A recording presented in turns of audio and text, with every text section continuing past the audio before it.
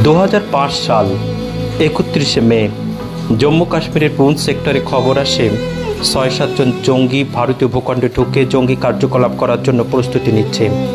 ঠিক সেই সময় পুঞ্চ সেক্টরের মুখী মোল্লার জঙ্গলের ভিতরে জঙ্গিদেরকে ঘিরে ফেলে ভারতীয় সেনা। পাকিস্তানি জঙ্গিরা বুঝতে পারে তাদেরকে ঘিরে ফেলেছে ভারতীয় সেনা। শুরু হয় দুপক্ষের গুলি লড়াই।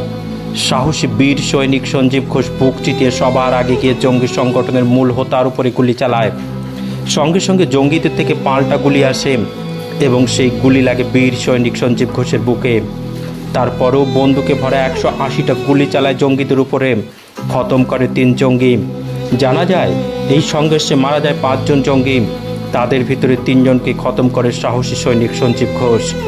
জঙ্গিদের ছোড়া গুলি বুকে নিয়েও পিছু না হটে পাল্টা জঙ্গিদের উপরে আরও আক্রমণ চালানোর পুরস্কার হিসেবে মরণোত্তর সেনা মেডেল পুরস্কার পান বীর সৈনিক সঞ্জীব ঘোষ। আরও জানা যায় জঙ্গিদের সাথে সংঘর্ষ শেষ হবার পরে বীর সৈনিক সঞ্জীব ঘোষকে হেলিকপ্টারে করে নিয়ে আসা হয় শ্রীনগরের সেনা হাসপাতালে, কিন্তু শেষ রক্ষা হয়নি। অকালেই ঝরে যায় স্বরূপনগরের গর্ব বীর সৈনিক সঞ্জীব ঘোষ।